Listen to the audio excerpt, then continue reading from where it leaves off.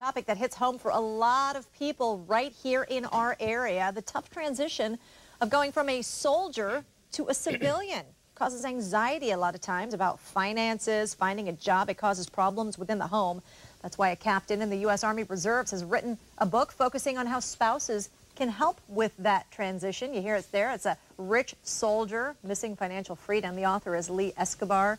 He is joining us this morning. Thank you so much for being with us. Good morning. How was that transition for you?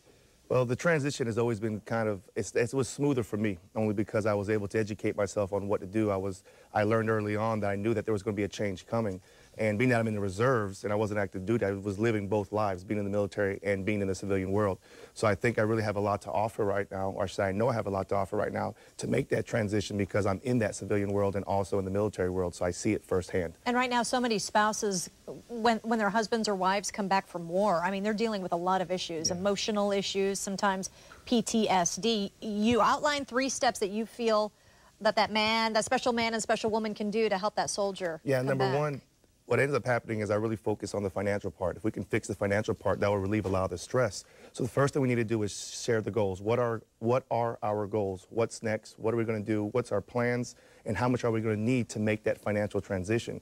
And then after that, let's begin to plan it. When are we going to do it? How are we going to make it happen? In the military, we have what's called backwards planning. We look at the end, then take the steps to get there. And then once we hit our milestones or hit our goal, let's celebrate it together.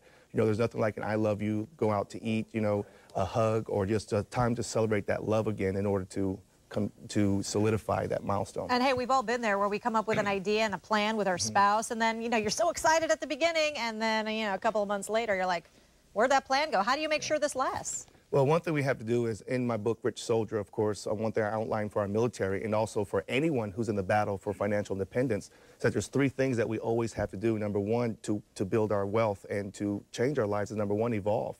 Things are always changing. They're constantly changing. And we have to be willing to accept the change and be aware. I would think somebody in the military is probably pretty good at stuff like that. We're great at evolving and changing, and we've had to learn to adapt and improvise in a lot of things. And then once we adapt and improvise and evolve, then we educate ourselves on what we don't know. Then once we educate ourselves on what we don't know, which is a constant life of learning, then after that we execute it and we want to put it into action. We just don't want to be talkers. We want to do it, think it, and put it into action. Well, Lee travels around the country talking to soldiers, making that transition, but he's got a book out too if you can't make it to one of his seminars. It's not going to be out for a few more weeks, but you can download a free preview of it today. Just go to richsoldier.com and get the first chapter of his book for free. Lee, thanks so much for being here. Thank you. It's my pleasure. Keep up the good fight. Yes, absolutely. Bruce, over to you.